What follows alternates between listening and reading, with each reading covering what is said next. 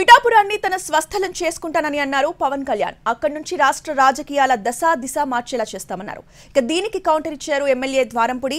తన సామాజిక వర్గం ఓటర్లు ఎక్కువగా ఉన్నందునే పవన్ పిఠాపురాన్ని ఎంచుకున్నారని ఆరోపించారు. ఆయన పవన్ పై వాళ్లకు నమ్మకం లేదని, పిఠాపురం ఓటర్లు ఆయన్ని ఓడిస్తారని చెప్పారు ద్వారంపుడి. కేవలం నా గెలుపు కోసం నేను పిఠాపురాన్ని చూస్ చేసుకోలేదు.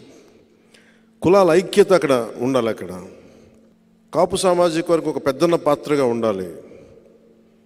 అన్ని కులాలని కలుపుకెళ్ళాలి. ఇలాంటి ధోరణితో నేను ముందుకొచ్చి ఈ రోజునది సఫలీకృతం అవుతుంది. ఈ రోజున అందుకని ప్రత్యేకించి పిఠాపురం నియోజకవర్గం కానీ, నేను మొన్న పోటీ చేసిన భీమవరం గాజువాక నియోజకవర్గం కానీ, ఈ నాకు మూడు కళ్ళు నాకు ఇవ్వను. నీ గెలుపుకి నువ్వు ఆలోచించగలదు. మేము చూసుకుంటాం. నేను అసెంబ్లీలోకి పంపించే బాధ్యత మాది. నువ్వు మటుకు రాష్ట్రం అంతా చూడని ఎవరు నాకు నోటితో చెప్పలా. ఆ భావన నా గుండెకి తాకింది. పవన్ కళ్యాణ్ అన్న వ్యక్తి మీద ప్రజల్లో నమ్మకం లేదు. పిఠాపురంలో అతని సామాజిక వర్గం ఎక్కువ ఉన్నారని అక్కడ వెళ్తున్నాడు.